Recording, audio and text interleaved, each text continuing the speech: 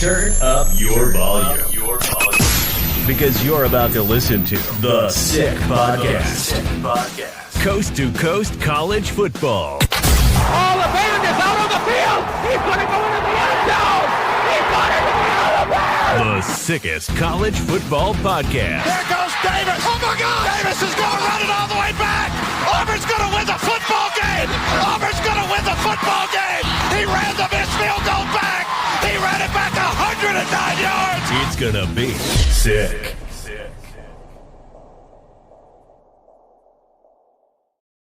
That's right. It's the Sick Media Podcast, coast to coast college football. I'm John Lund, the East Coast side. He's Dan Lynch, the West Coast transplant.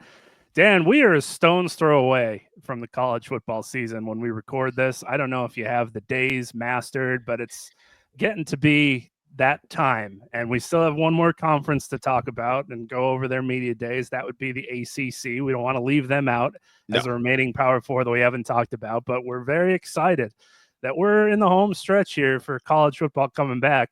And unfortunately for college football fans, they might have seen you at a specific NFL practice over the last couple days and weeks. You're cheating on the sport, going to cover these professional teams. What's going on over there in LA? You know, I have to check in on the rookies and second-year players. That's really what I'm there for. Just following up. Just to see how they're doing. But no, to get to your first point, 8 days as of today, August 14th until week 0. I can't wait, bro. It's just going to be amazing. Even though, the week 0 slate is, there's one ranked game in it, but it'll still be cool in beautiful Ireland. Maybe we could work on getting, a game up in Canada for an international, No, they might not want us in at the current state of the world. They might say to hold off on that. I'm surprised Ireland didn't do the same, but this was also booked a couple years back. So if we were to just ask Canada, they might say maybe in 2029 if things are going good. We'll see. Touche. But there's no politics in sports, right? No. So sports crosses all cultures, all loves, everything aligns to that. But yes, 8 days away, man, and talking about a conference that you know pretty well, the old ACC, the Atlantic Coastal Conference, right? That's I believe it's called that, the Atlantic Coastal Conference. They should say that more, because the ACC just off the top is like, oh, okay. The Atlantic Coastal Conference sounds very professional. Yeah, there's no L. It's just coast. So Atlantic Coast Conference, much like so we got to switch that coast to coast. So they know what they're doing. We're getting a little bit of publicity that they don't realize they're doing, and we're giving them some as well. Yeah, it was weird when they had the two divisions, and it was the coastal division. So you had to keep everything in line for what side you were on, and now it's just across the entire country. So it doesn't really work anymore. Atlantic Coast Conference. Although if you include the West Coast, you're close, and then throw one in the middle, and here we are. So it got a little bit bigger for their britches. 17 teams, absolutely preposterous of a number to have, which we'll get into when it comes to talking potentially going to 9 conference games, because as you'd imagine, as all the conference commissioners were asked at their media days, how are you feeling about the college football playoff? How are you feeling about the future of the conference? How are you feeling about scheduling? How should things go? Jim Phillips said this: "We've discussed 9 several times in my 5 years as commissioner. The group has always felt at the end of the day, those non-conference games have really been good for the league, and we've really scheduled well. It isn't as if one league has just kind of looked aside about strength of schedule. They have. If you go to 9, if the SEC ends up going to 9, and maybe we end up going to 9, I think there's a few challenges. Those rivalry games that we really enjoy, I think the fans really enjoy. Some of those go away. Now it focuses on everybody's conference schedule that's in the mix of conference schedule and non-conference. Also, I think it's a challenge for us with an odd number of schools at 17 and how you exactly work that out. That in itself, there's some difficulty there. I continue to talk to Greg and Tony and Brett all the time. Shout out Greg, Tony, and Brett.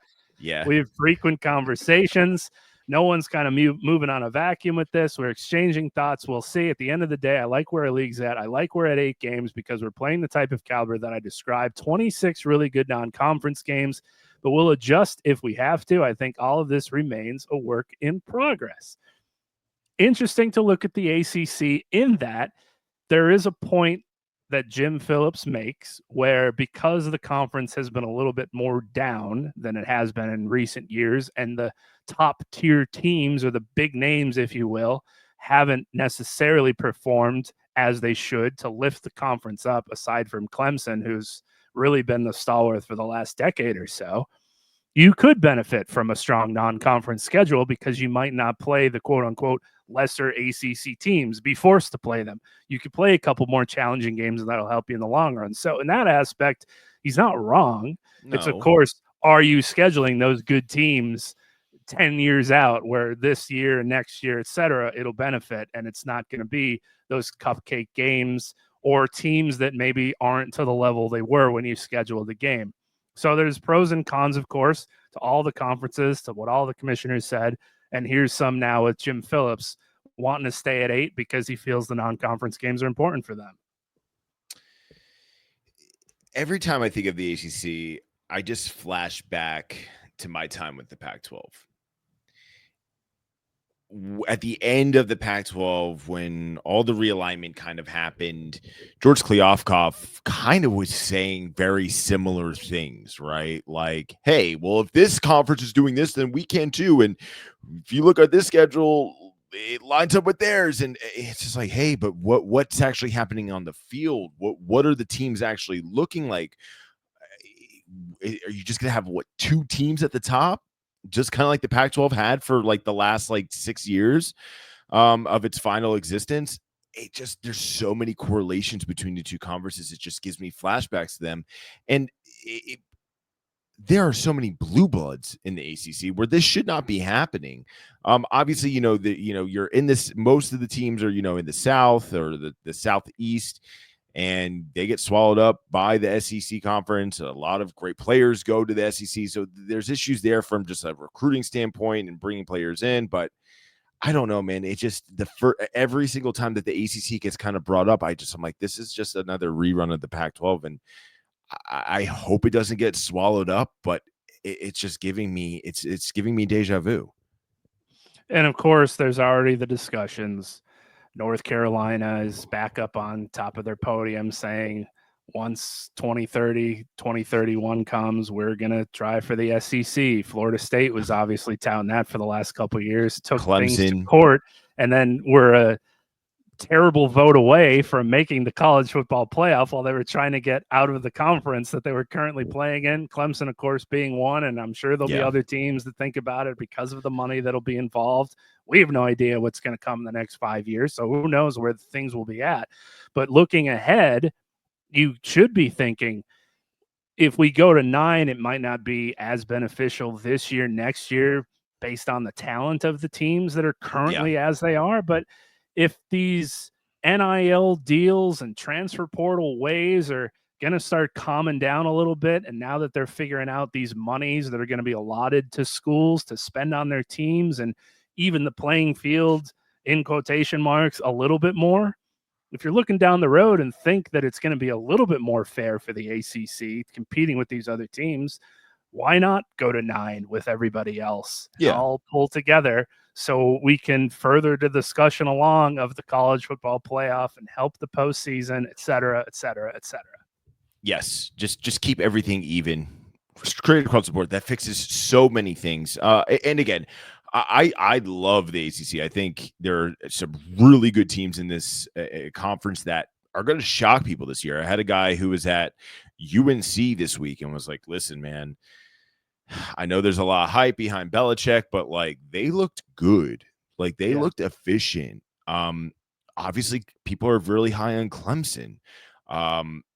SMU last year. I mean, when you look at when I think of SMU, I just, I think a lot of college football fans just remember, oh, they just got blown out by Penn State in the college football playoff game in the winter at Beaver Stadium. But the scoreboard really was not a good indication of that actual game. SMU was in it. They got, I believe, to I think they were inside the red zone 5 or 6 times, and they just didn't come away with points. Yeah, they had a lot of chances that they didn't convert. They had chances.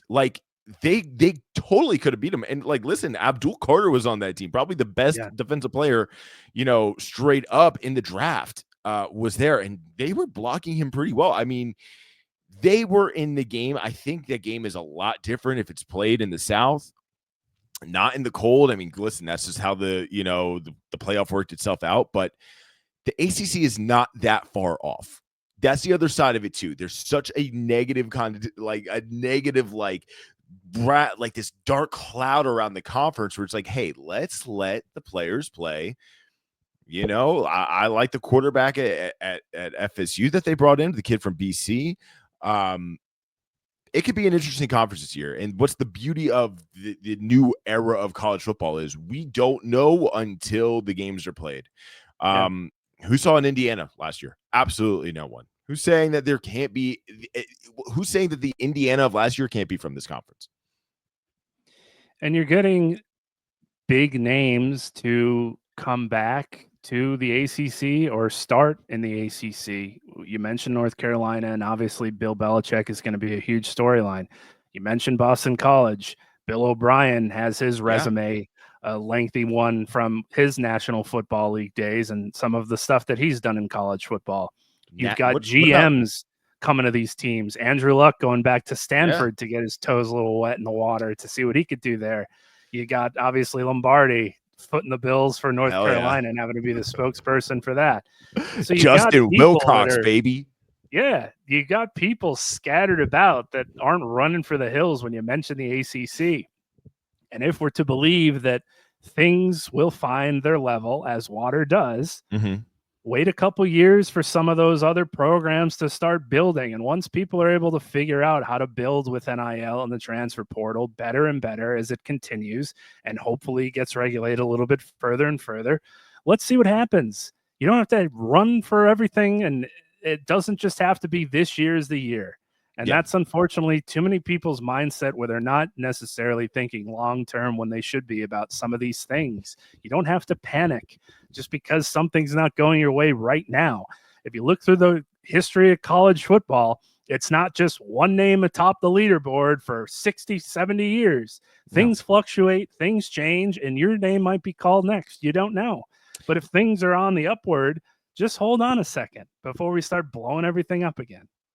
A team that I thought you were about to list right there that I think a lot of people are forgetting about. And we talk about week 0 coming up, and I think about last year's week 0 game between two ACC teams, Georgia Tech versus FSU.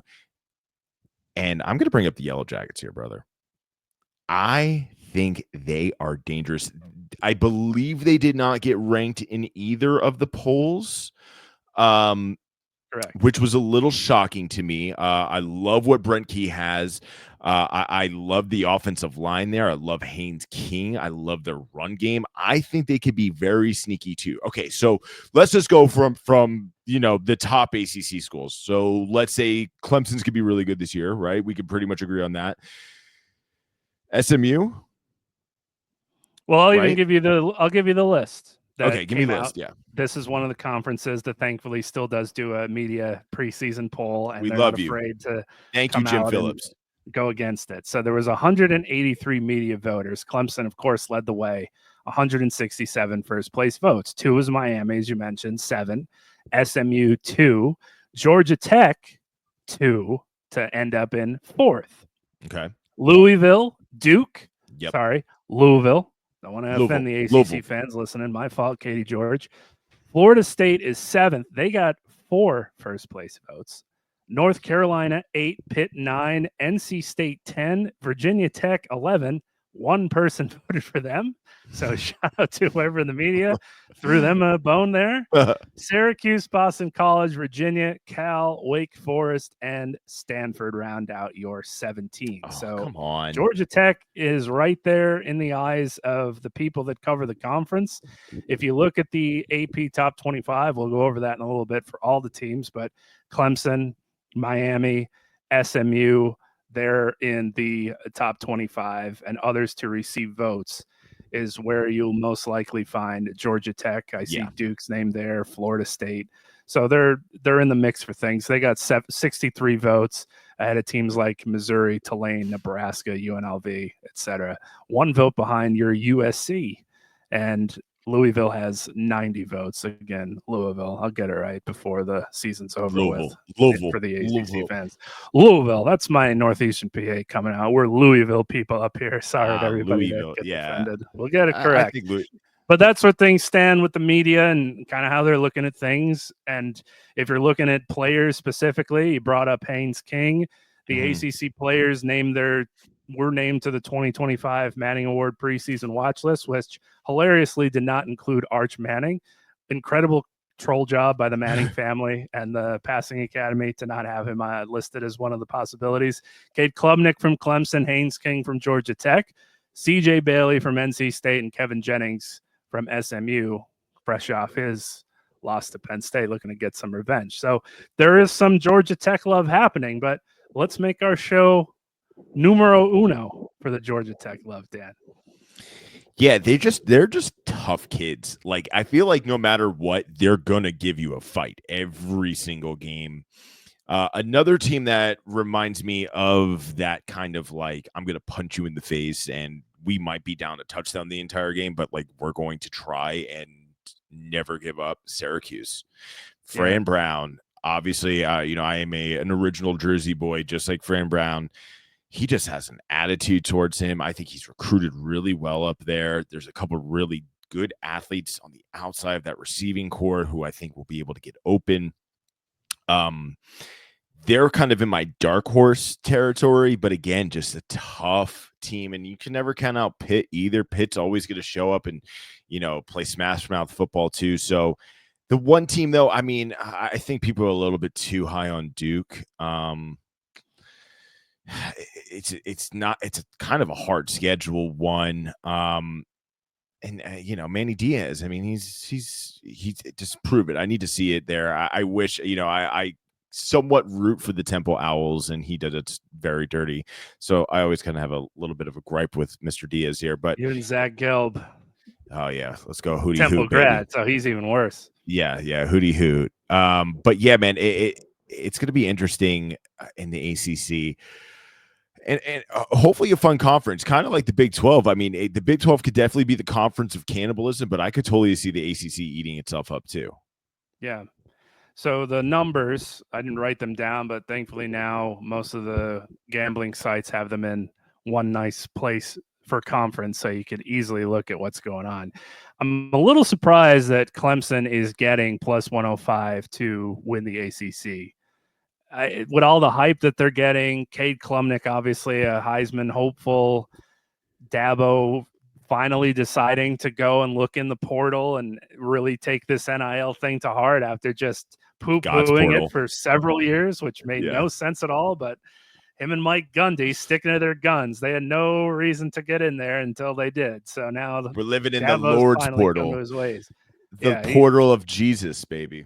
He's finally taken the holy water and he's ready to get into it. So I think with that, they're easily the favorite from what people are saying, but still being at plus 105. If you want to throw down on Clemson to win the ACC, there you go. Miami is second at plus 380, SMU plus 850, along with Louisville plus 850, Georgia Tech plus 1200. I think that's where I'm putting some shekels down when I'm in a legal state. There you go. Throw a couple shekels down. Duke's plus 2,500. Florida State's plus 2,800. And then you get down into a little bit harder of numbers, of course. National championship winner, Clemson is plus 1,000. Texas and Ohio State are leading that at plus 550. And Penn State and Georgia plus 700 and 750, respectively. So they're fifth best. At least that's what Vegas thinks. To make the title game, the odds are going to be similar for your favorite teams. Minus 180 for Clemson, plus 135 for Miami. And it just goes from there based on what they feel. And that gives you a decent chance to see what people are thinking about when it comes to who's going to be the tops in the ACC for how Vegas feels about it. I don't think you bet on the Heisman in New York, which doesn't make any sense at all. So I can't tell you anything about the player bets in New York. Yeah, that's what. Yeah, they hate player bets. So I can't tell you the Heisman, but I can tell you like Clemson's over under is 9.5. It's already minus 200. So people are putting down on the Tigers. Miami is over 9.5 plus 135. So they're looked at similar, but the public thinks a little bit different for that. 8.5 for SMU, minus 115. We look for our friends Georgia Tech. They are minus 150 to go over 7.5 wins. Okay, so when it comes to also 6.5, so you get an idea of kind of where the conference stands, where it's going to top teams. Clemson, it's obviously a very long season, and we've said in this podcast multiple times, you don't have to go undefeated. You don't even have to, just lose one game to get to the college football playoff. But LSU versus Clemson week 1 is so important to both teams. But I think this win for Clemson would mean a win. It would mean more than LSU beating Clemson. It's a tone setter game. It's a, hey, we're here. We're not playing around. We just beat an LSU team. And again, LSU has been terrible in week 1 for the last 4 or 5 years. Have not won week 1 since I believe since Kelly took over. So that game is huge. Obviously, it's the battle for Death Valley, the real Death Valley, the real time. And Tigers. So there's a lot of meaning to this game, but for me, I would respect Clemson so much more if they get that win. And also that win's huge for the conference too. Yeah. You get that win. Hey, we beat an SEC team to start off the year with a pretty good quarterback. I mean, I think Nussmeier could finish as a Heisman winner. He definitely has the potential. Really, really athletic, really great arm. If he stays healthy, I'm a big fan of him this year. But that game means so much for the rest of the season, right? Because you could catch yourself back up and you could get there, but you get that win, it's a tone setter, man. It's a cultural builder for the next, 15 weeks of these kids' lives. It's like, hey, this is how we started off. So huge win. I think that's probably the most important week 1 game outside of Texas versus Ohio State. And for those interested, Clemson's Death Valley, technically older.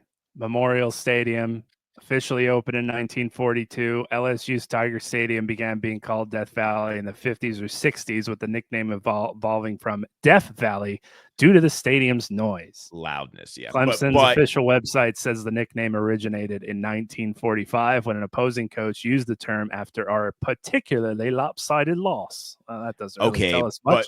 You couldn't tell us the coach of the team, but there you go. Clemson owns the rights, I guess, but it's all coming down to the game for at least a year.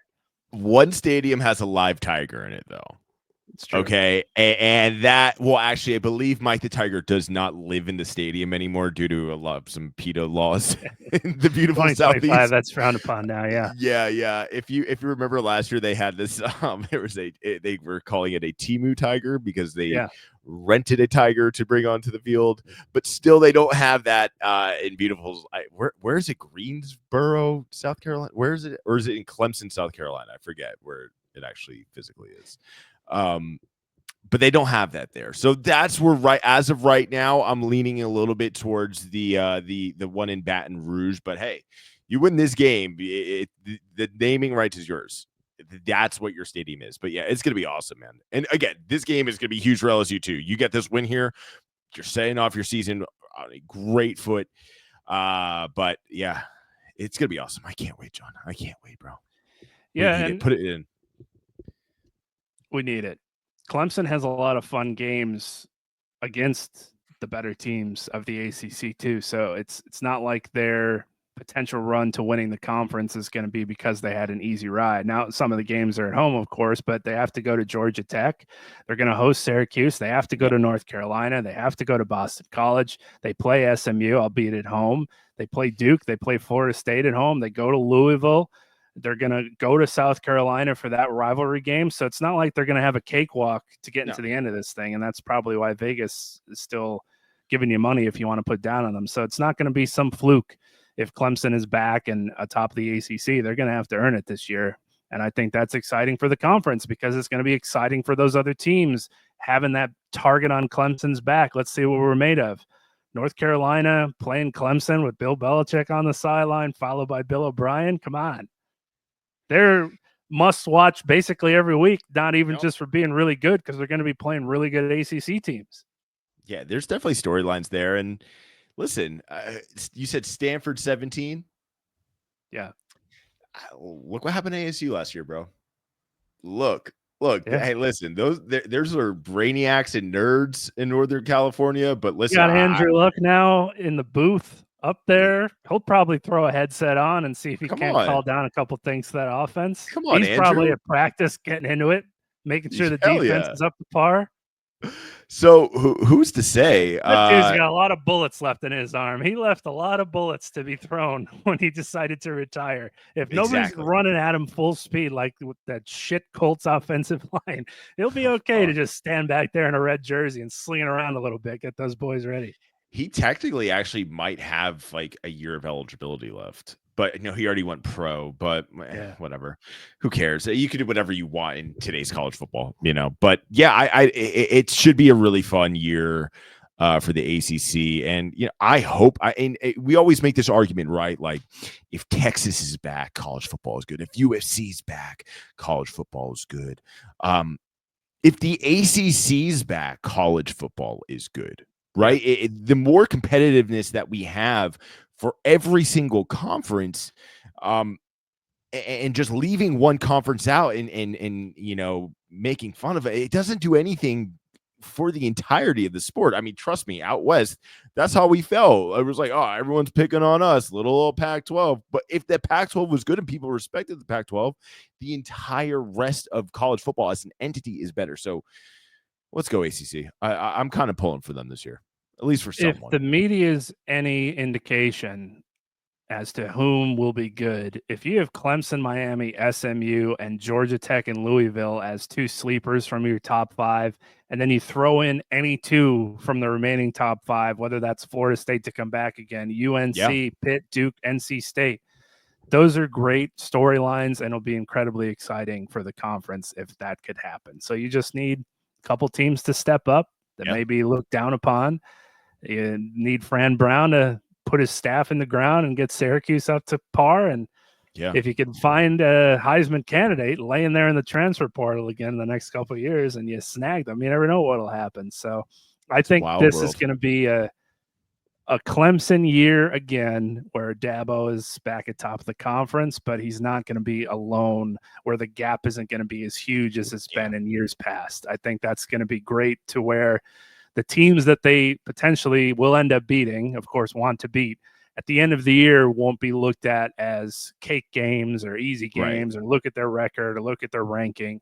They're going to be right up there of, hey, when Dabo goes through his end-of-year spiel of look who we played and look who we beat and look at our records, which he loves to do for 10 minutes, I'll have some points if things go as planned just based on paper, which, as we know, they never do in college football. But as of now, when everybody's 0-0, there's potential for the ACC, and I think that's exciting for them to be able to at least say. Jim Phillips, we both have spoken to him. One of the nicest human beings in the entire world. He really is. Like, really just a genuine human being who takes time, like, oh, hi, yes, of course. That's like just a good dude. So he tries to go to every event, not just football, every fall event, winter. He's flying across the South and up north, trying to get to everything that he possibly can at least once to shake hands and talk to people, see what they're thinking, see how they feel about the conference, see how they feel about the future, how things can change. He doesn't just sit there and hope nobody knows he's there. He's trying to make changes for the better and talk to everybody while doing it. What more can you ask for? A working man's commissioner. That's what we want. A blue collar commissioner, someone who represents the entirety of this country. Mr. Jim Phillips. We did mention that the first official AP Top 25 college football poll was released. And we'll get into this in the next couple episodes before the college football season starts, of course. But if you haven't heard for whatever reason and you missed it, here's what we got. Texas, Penn State, Ohio State, Clemson, Georgia, your top 5. Notre Dame, Oregon, Alabama, LSU, Miami. There's your top 10. Arizona State, 11. Forget about your last place finish last year. Look at us now. 2 1s. Illinois, the darling of last year's college football playoff, right behind it, 12. South Carolina, Michigan, Florida in your top 15. SMU, Kansas State, Oklahoma, Texas A&M, Indiana are your 20. Ole Miss, Iowa State, Texas Tech, Tennessee, Boise State, 25. Representing the Mountain West and the lone non-Power 4 team. They threw them in there so people don't get yelled at, most likely. Give them a bone. They should do well. Boise State this year, they're heavily favored, of course, to win that conference. But there you have it. There's the first top 25. There were the first discussions to be made. There were some SEC folks that were raining on the Big Ten's parade because of the number of teams that they had compared to the number of teams the Big Ten had and how many ranked games they're playing, because that becomes a narrative all of a sudden. As of today, though. Like, it wasn't the day before the top 25 poll came out, but once it does, now all of a sudden, look at how many ranked matchups the SEC will be playing this season. We're just always moving the goalposts to make sure we have the narratives to carry us on for day by day. But those are it. And shout out to Ralph Russo, longtime APer, first-time voter. Now that he's over with the Athletic, he was able to put his money where his mouth is. And I don't think he got yelled at as much this year for his perceived picks when people thought he had a handle in the top 25. Now he actually contributed to it. So I guess you could still yell at him if you want. People love yelling on the internet. There's an opportunity. Out Ralph Russo, I think is his Twitter handle. Have at it. Yes. Great guy, too. Great guy, too. But the first time that Texas is atop of the AP poll and at the coaches poll, both at the same time. Question for you, Johnny. We're talking about this, right? And again, like, if we look at the last year's top 25 AP poll, I mean, there's so many teams that did not finish inside of it. So, this is all like just for now, but is there such thing as too much hype?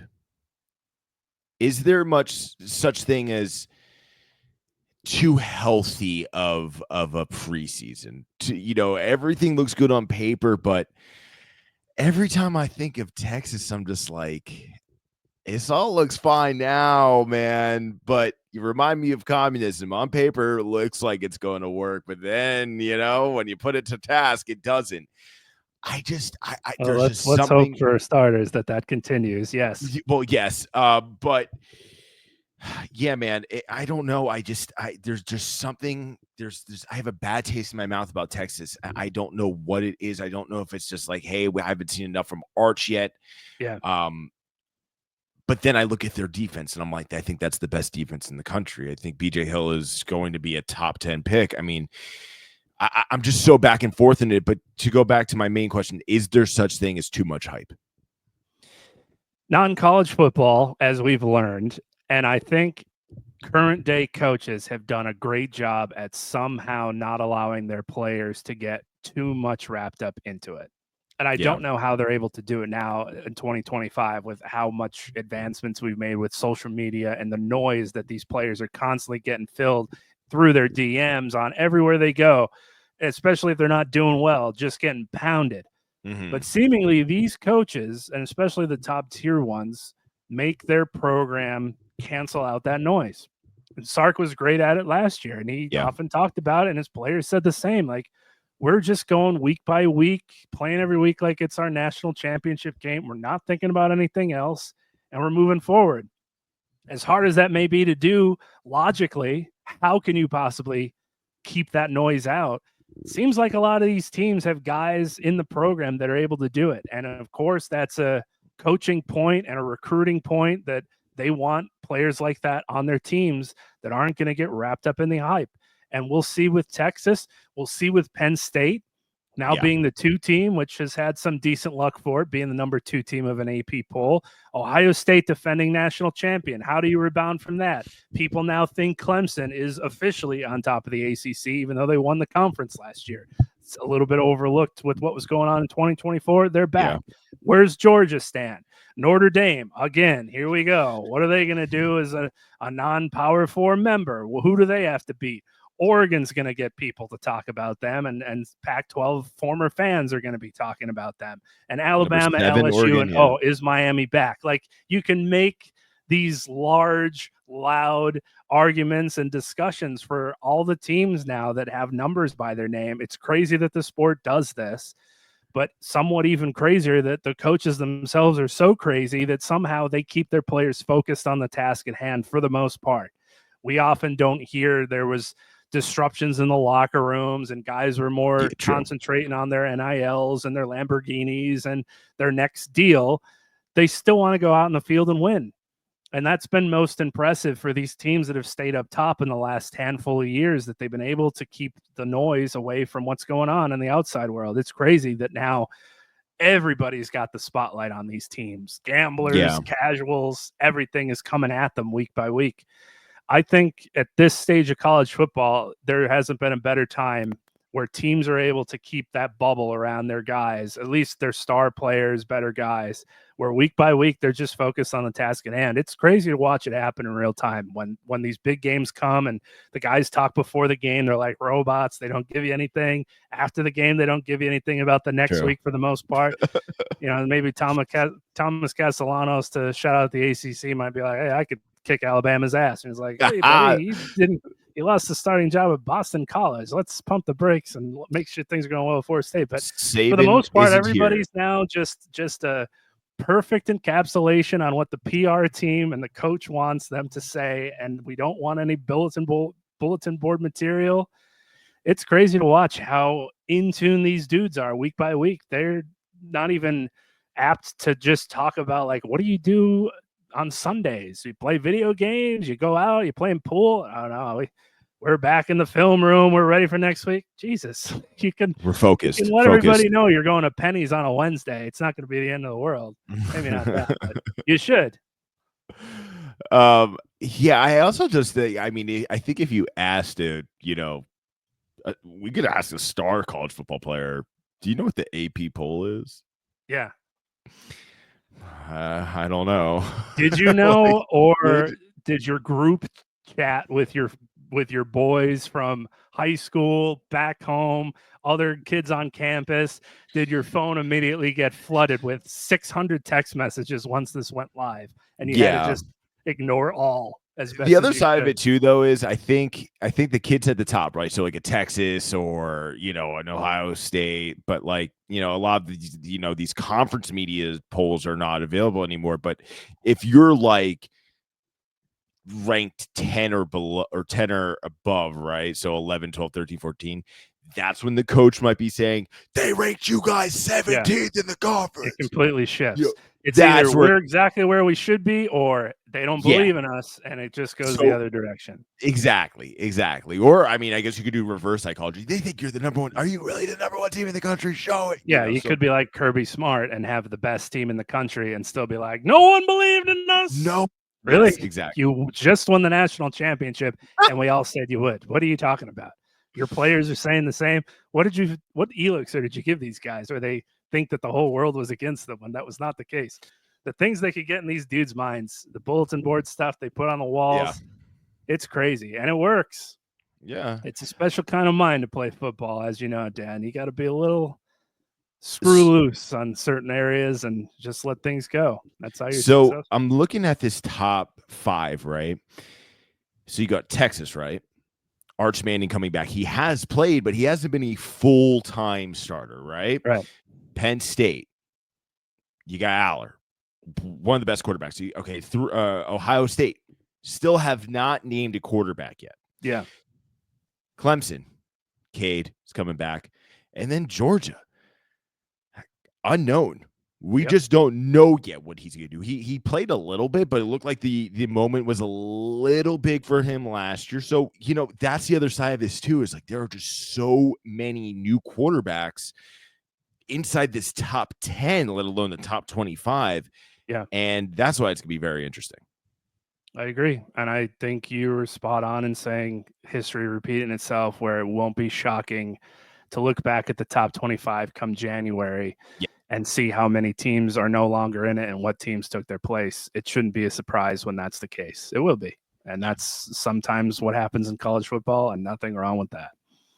We close out with a toaster roast, and two things happened to me specifically. I went to see a Hudson Valley Renegades game local to where I am in New York, high A affiliate for the New York Yankees. Nice to see some fundamentals being played at a ball game. Sometimes you don't always get that watching the New York Yankees. Yeah. One of the things that happened is there was a signing. Shane Spencer, star for September for the 1998 World Series champion Yankees. People may remember him from hitting 45-plus home runs in September, 3 grand slams. He came up from AAA and just set the world on fire. So he's got 2 World Series rings. Very important for that 98 run, obviously.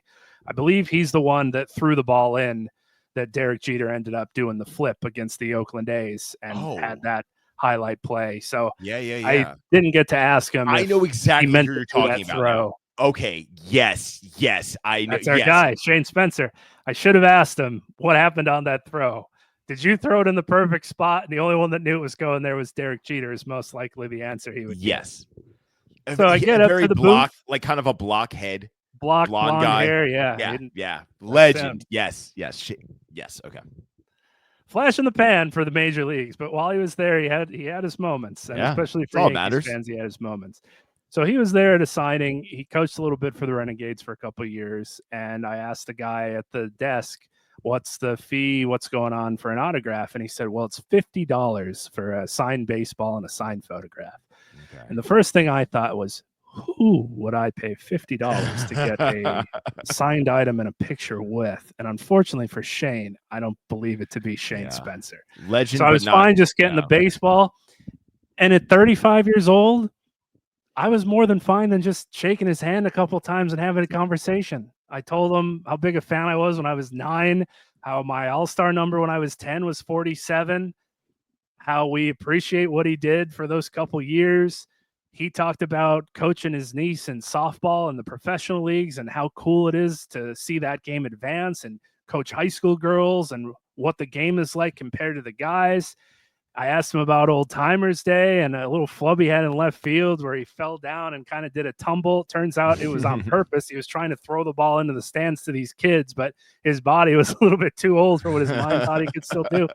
So 3, 4, 5 minutes, we're just shooting the shit.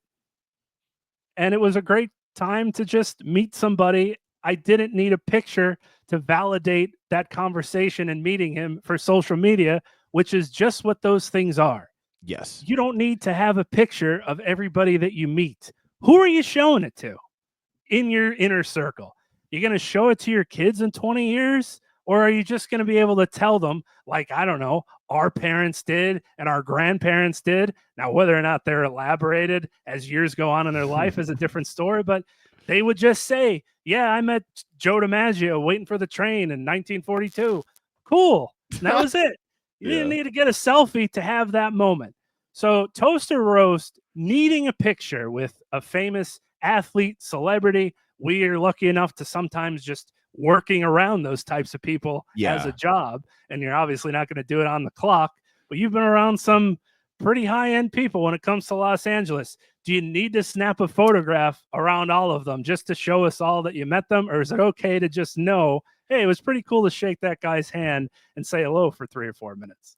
The way to do it is have them ask you to take a picture and have them post it for whatever they're promoting, right? Yeah. And then you have the ability to reshare it or anything like that. But I think you handled yourself professionally.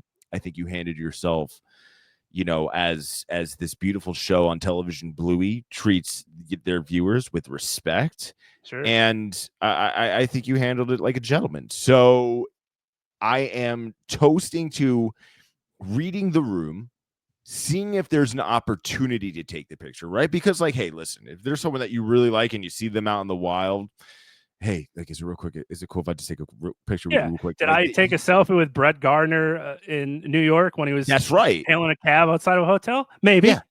But it wasn't like there was a swarm of people around. I was like, hey, Brett, You don't mind if I just snapped a picture real quick? Big fan. And again, a Boom. couple-minute conversation, which is better than any picture will be, just to make these people know that their fans are actual humans and they are okay with treating you, the celebrity or athlete, as a fellow human being. You don't have to fangirl out. Oh my God. Just, hey, how's it feel to just talk to somebody in normal parlance?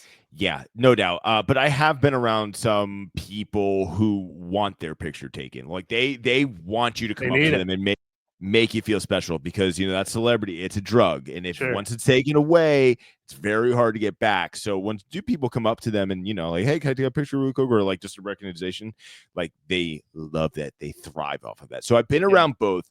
But to your situation, complete toast. Living legend, number 47. I don't think they'll ever retire it. So many, great starting pitchers and relievers have worn that number in the Bronx. Yeah, it's not one where you're like, man, I can't believe they're still throwing that one out there. Like A-Rod's 13. Shane Spencer doesn't have that same, but you get the flashback to what it was in that month. I love hearing that name again, because immediately I was like, oh, yes. And that's even better than me seeing it. Right. That's a win for me now. So thank you for not taking the picture. I have a lot of problems with people taking pictures, like asking somebody if they're alone somewhere to take a picture. So like the backdrop of X monument is there, where you could just take the picture of the monument and show everybody. You don't have to be in the picture. It's a whole nother story. Last thing at the game. So the reason we went, one of them is we have a 10-month-old son, 3-year-old niece. Bluey and Bingo are going to be there in costume to take pictures before the game. So we thought, this is great. We'll go take a picture. In and out. Gates open at 5:30. We got there 5:40. Got right in line. Too long, didn't read. We didn't get a picture with Bluey and Bingo for 2.5 hours. Dude.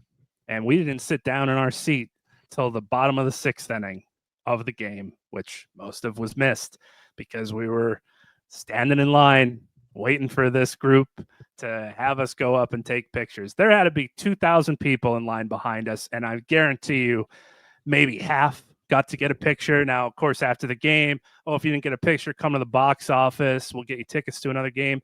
And then Bluey and Bingo come out of where they were up in their higher section, and they go into like the press box window and wave to the crowd when the game was over. And I thought, like, for most kids, that's worth it there. That's all it needed. You didn't have to stand in line for 3 hours. You could have just waited till the end. They should have told everybody, hey, at the end, we'll have them just wave. Take a quick picture, like bend down and get on a knee so your kid is in the zoom of the picture so you could see Bluey and Bingo in the background.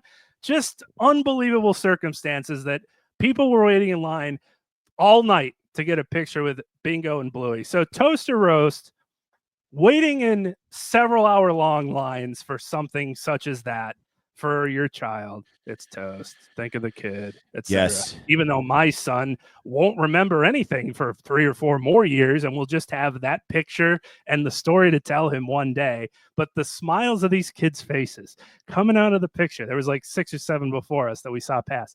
It was like they saw everyone in their life that's ever meant something to them in that room. The smiles were worth the 3 hours, the rain. It all made up for it. Also, who would you stand in line for 3, 4, 5 hours to meet? Anybody. Now, we are getting the picture this time. Dude. For free. You don't have to pay $25 or more. You get the picture. That's a long time for us to be waiting, though, as adults. You know what I'm saying? Yeah, that's. I'm already feeling it on my knees, like the concrete, like starting to go up like your ankle, and it wasn't a moving line. It was. You know what? I got a name for you. For several hours. I got a name for you. You saw her earlier this summer. She is from the homeland of our beautiful friends up north, the Sick Media podcast. We're standing in line for Avril Lavigne to take a picture. Sure. And that 3 hours would fly by because I would just be saying, yeah, for 3 hours, and it would be amazing. And there would be Keep Holding On would be playing over the line, so people would have the strength to keep standing there. I mean, there's only one answer for me at this moment that came right away, and it was the recent guest of the New Heights podcast, one of the 92%ers. You're such a Swiftie, bro. Okay. Taylor Allison Swift. Now, there's a preface to this. I would rather stand in a corner facing the wall for 4 hours than stand in line with tween Swiftie fans screaming song lyrics and crying and just being as loud and fanatic as possible. Imagine me 35 at 6'7". Please Swiftie. Don't, obviously. Don't have the FBI contact our show. With other adults and parents, not just me. And these girls are just screaming the songs. We can't wait. This is a dream come true. And it's just like, man, just get me to the end of this. So if she was at a bar and you had to stand in line with like bar patrons and it's like our common people and we had to go meet her because she was coming at a certain time, I'm 100% in on that. Standing in line with fellow Swifties, though, too rich for my blood. There you have it. That is our latest episode of the Sick Media Coast to Coast College Football Show. You can find me on Twitter at London Bridge. He's at Dan Lynch Spurts. Sick Media CFB. That's where you find our Twitter handle. We post clips all the time, and we're on Apple Podcasts, Spotify, YouTube, of course. Coast to Coast College Football. Like, subscribe, review, do all the things for us. We appreciate it, and we're closer and closer to college football season. We'll have more preview on the next episode. Excited to get into it. Game week next week, Johnny boy. I'll be standing in line waiting for next week's show. That's how dedicated. And that's a wrap. Hope you don't miss us too much until next time. Follow the Sick Podcast Coast to Coast College Football on YouTube, X, Google Play, and Apple Podcasts.